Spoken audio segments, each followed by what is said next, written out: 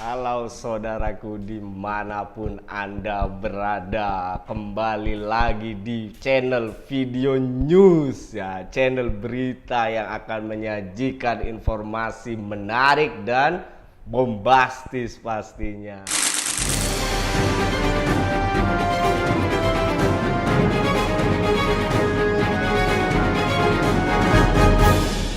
Bersama saya Agus Jiotis, kita akan mengupas tuntas dan kita akan coba menganalisis berita ataupun isu yang lagi ramai saat ini ya. Isu apa yang menarik perhatian saya kali ini ya? Isu terkait dengan pemindahan ibu kota ya. Wacana pemindahan ibu kota saat ini lagi ramai dibicarakan banyak orang ya. Untuk itu kita coba intip beritanya ya. Oke, saya coba intip berita dari tribunnews.com ya. Tribunnews.com menyebutkan rencana pemindahan ibu kota negara Maret 2024 dinilai sangat tergesa-gesa ya. Oke, di mana tribunnews.com menyebutkan ibu kota negara baru direncanakan bakal pindah dari Jakarta ke Penajam Pasir Utara, Kalimantan Timur pada Maret 2024 mendatang. Rencana pemindahan itu berdasarkan rancangan Undang-Undang Ibu Kota Negara atau RUU IKN yang kini sedang dibahas bersama DPR dan pemerintah ya. Berita ini pun ya berita ini pun ya menyebutkan ya salah satu anggota panitia khusus Pansus RUU IKN fraksi PKS Hamid Nur Yassin yang mengatakan sangat berat jika pemindahan ibu kota dilakukan pada tahun 2024. Dia menilai rencana tersebut sangat tergesa-gesa dan cenderung dipaksakan ya, apalagi saat pandemi yang belum mereda. Butuh ratusan triliun untuk membangun ibu kota negara baru, mulai dari infrastruktur hingga memindahkan para aparatur sipil negara ya. Oke, di mana Pak Hamid Nur Yassin memberikan statement ini tentu sangat membebani, dan ketika dalam pembahasan di pansus itu proses perpindahan itu direncanakan di semester pertama bulan Maret 2024. Saya rasa ini sangat berat sekali, kata Hamid ya, dalam diskusi daring bertajuk RUU IKN dikebut ambisi atau proyeksi ya itu. Oke, ini tayang pada Jumat 17 Desember 2021 kemarin. Oke, selain tribunnews.com ya, ada berita lain dari cnbcindonesia.com ya. cnbcindonesia.com menyebut rencana pemindahan ibu kota disebut tak jelas. Kok bisa ya? Ini berdasarkan statement dari ahli independen Anggito Abimayu ya, di mana Anggito Abimayu berharap pemerintah menyusun konsep yang jelas untuk pemindahan ibu kota negara atau IKN. Pemindahan IKN harus dibarengi dengan tata kelola yang baik sehingga menjadi kota yang aman, modern dan berketahanan. Ya. Oke, bicara perpindahan ibu kota ya, bukan hanya Indonesia ya, bahkan negara lain ada yang sudah melakukan pemindahan ibu kota. Tapi apakah berhasil atau tidak ya? Oke. Untuk itu kita akan coba intip beritanya ya. Ini berita dari Kompas ya, berita dari Kompas tanggal 25 Agustus 2019 ya. Ini untuk menjadi rujukan dan barometer aja ya. Di mana Kompas mengangkat berita ini dengan judul 4 negara di dunia yang pernah memindahkan ibu kotanya. Oke, nanti kita lihat sama-sama sekarang ya. keberhasilan atau tidaknya negara memindahkan ibu kota ya. Oke.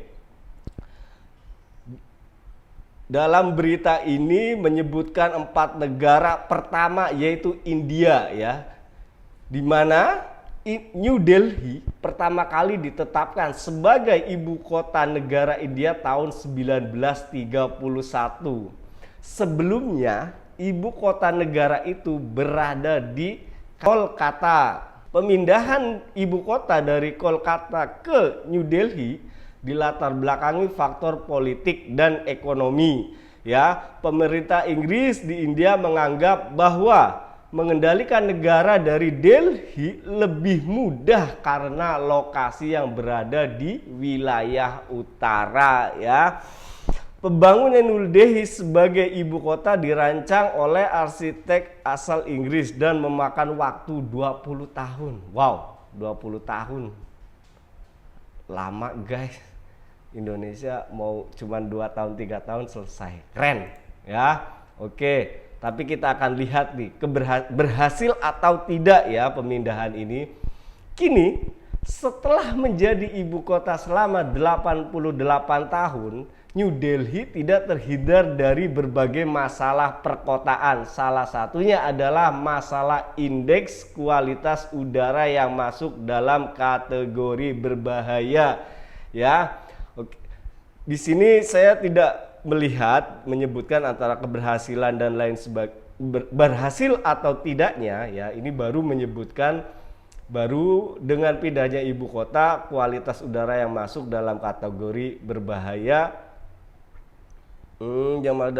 Salah satu adalah masalah indeks ya. Mungkin dengan pemindahan ibu kota ini ya masalahnya jadi selesai ya, masalahnya selesai. Tapi untuk masalah indeks kualitas udara karena mungkin lebih segar ya kalau di kota besar kan dengan penduduk yang banyak dan lain sebagainya ya, keberhasilannya baru di situ. Tapi untuk sistem pemerintahan, ekonomi dan lainnya tidak disebutkan di Kompas ya. Oke, kita lihat Australia ya, di mana Australia pada abad ke-19 Melbourne dan Sydney menjadi 2 kota terbesar di Australia. Kekuatan di masing-masing kota menimbulkan kesulitan untuk menetapkan ibu kota. Pada tahun 1913 terbentuklah Canberra sebagai ibu kota Australia ya. Tapi berhasil atau tidak? Coba kita lanjut ke beritanya. Sebagai kota yang sengaja dibangun sebagai ibu kota, popularitas Canberra tidak sebanding dengan kota lainnya seperti Melbourne dan Sydney. Tingkat pertumbuhan ekonominya pun masih berada di bawah kedua kota tersebut. Menurut saya ini gagal pemindahannya. Oke, ada lagi Myanmar. Myanmar memindahkan ibu kotanya dari Yangon ke Naypyidaw tahun 2005. Ya, kota Naypyidaw memiliki luas yang 4,5 kali lebih besar dari London, yaitu sebesar 7.054 km persegi. Oke ya. Tapi kita lihat berhasil atau tidakkah pemindahan ini ya. Kini banyak media yang menyebut Naypyidaw. Ini bahasa Myanmar ya, kata spellingnya agak-agak sedikit susah juga disebutin. Naypyidaw sebagai Ghost City alias kota hantu ya. Berarti saya anggap Myanmar juga gagal ya memindahkan ibu kotanya. Oke, kita lanjut. Ada negara mana lagi? Brazil ya. Tahun 1960 Brazil memindahkan ibu kotanya dari Rio de Janeiro ke Brasilia ya, seperti Canberra yang sengaja dibangun untuk menjadi ibu kota Australia. Oke, alasan dari pemindahan ibu kota tersebut karena kepadatan penduduk di Rio de Janeiro ya. Oke, kita lihat berhasil nggak ya Brazil? Oke, kota Brazil dibangun dengan konsep arsitektur yang modern. Kota ini masuk sebagai situs warisan dunia oleh UNESCO karena modernitas dan perkembangannya. Pada awal peresmiannya, Brasilia hanya dihuni oleh kurang lebih 1.400.000 penduduk. Kini angka tersebut sudah meningkat jauh menjadi 2,6 juta penduduk. Ini baru keberhasilannya untuk perpindahan penduduk ya. Kompas juga tidak menyebutkan keberhasilan baik dari sisi ekonomi, sisi tata kelola pemerintahan dan lain sebagainya, nggak menyebutkan. Jadi saya anggap ini masih flat aja lah ya. Ya masih setengah-setengah ya, masih setengah-setengah. Tapi kalau Myanmar saya anggap gagal karena banyak yang menyebut Myanmar itu menjadi ghost city atau kota hantu ya. Oke, kita masuk ke pembahasan ya. Kalau menurut saya sih ya, saya juga agak setuju sih,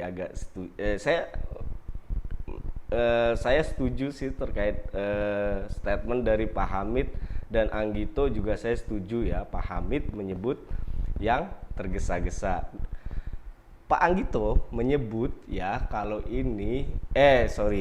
Pak Anggito menyebut kalau pemerintah ingin melakukan pemindahan ibu kota itu memang harus jelas ya. Konteksnya ini masih belum jelas. Walaupun beberapa kali Pak Jokowi menyebut alasan utama dari perpindahan ibu kota karena overload ya, satu. Kedua, ingin adanya pemerataan ekonomi. Walaupun ya dari dulu juga udah ada otonomi daerah, tapi ya hanya kota-kota tertentu aja yang berkembang pesat dan maju untuk saat ini ya. Oke ya, dan wacana pemindahan ibu kota ini pun sebenarnya bukan sesuatu hal yang baru. Ya, waktu pemerintahan kemarin SBY juga ramai ya wacana pemindahan ini, bahkan semua tanah dan lain sebagainya udah disiapkan ya. Kalau nggak salah di Jonggol Cilengsi kalau nggak salah. Pernah dengar nggak Ren kamu? Ya itu ya, tapi akhirnya sampai dengan masa pemerintahan Pak SBY pun tidak terrealisasi. Akhirnya mencuat lagi lah pada pemerintahan Pak Jokowi ya, dan berhubung kemarin pandemi, akhirnya agak reda tuh 2 tahun belakangan ini tuh agak reda. Nah setelah pandemi dianggap reda, rame lagi ini ya, bahkan udah peletakan batu pertama kalau nggak salah ya, yang di sana udah mulai pembangunan kan saat ini kan. Nah dari sudut pandang saya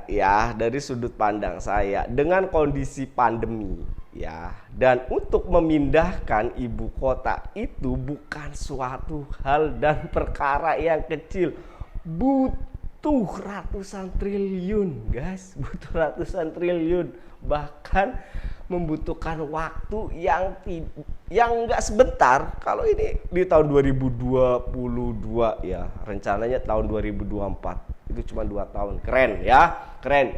India butuh waktu 20 tahun. Nah, Pak Jokowi keren, cuma 2 tahun. Kalau memang ini terrealisasi. Nah, dengan terkesan yang tergesa-gesa ini ya, ada apa? Pertanyaan kita kan pasti arahnya ke sana. Ada apa ini? Ya kan?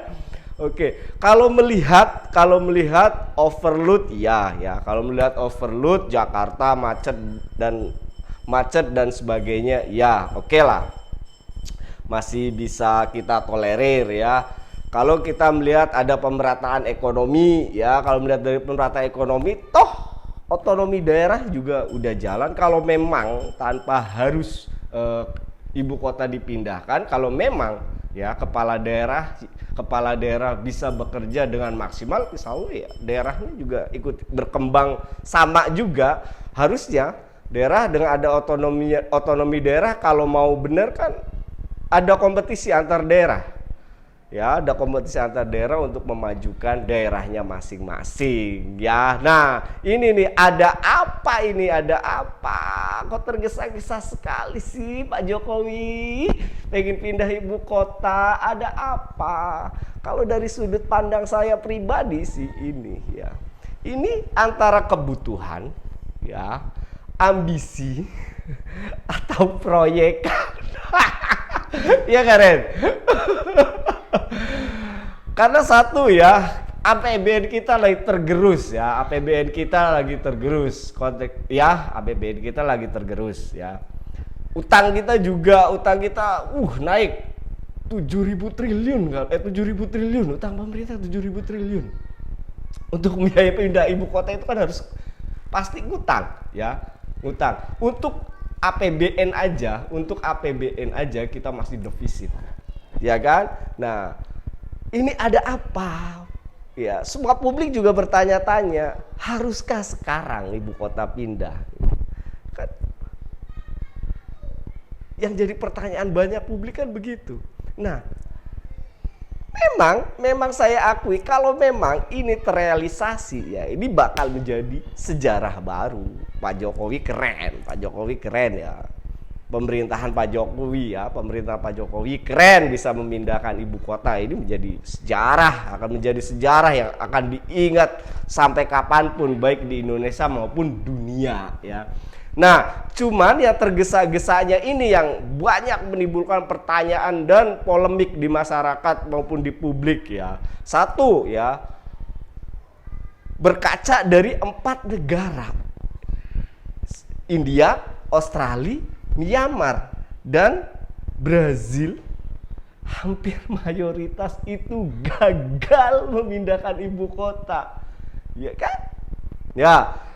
Oke, kalau alasannya ekonomi ya, di Australia ya, ibu kota baru Canberra secara ekonomi tidak sebagus Melbourne dan Sydney ya. Di Myanmar jadi ghost city atau kota hantu. Kita nggak mau kan ibu kota pindah ya ke Kalimantan, di sana sepi sama kayak Myanmar ya. Dan di India 20 tahun untuk memindahkan ibu kota. Jokowi cuman butuh waktu 2 tahun. Keren kalau terrealisasi, keren. Ini sejarah ya, ini sejarah. Kalau memang terrealisasi 2024, Maret 2024 mendatang, keren ya. Tapi jangan keren dulu kalau memang manfaatnya tidak ada. Kan begitu. Ya kan? Lah buat apa? Istilahnya begini, orang sudah punya rumah ya, walaupun rumahnya tidak sebagus ya, tidak sekeren yang diinginkan ya, tapi dalam kondisi sulit ekonomi, sulit keuangan, dia itu pengen pindah rumah ya, dan bikin rumah baru dengan ngutang. Logiknya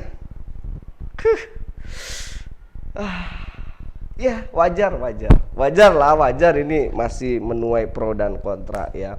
Jadi ya, analisis saya ya terkait dengan ramenya berita terkait dengan isu pemindahan ibu kota ya, yang ada di benak saya saat ini dengan ya kondisi satu, pandemi ya, kedua, ekonomi lagi hancur lebur ya, ketiga, harus memaksakan dengan waktu yang 2 tahun ya, 2 tahun.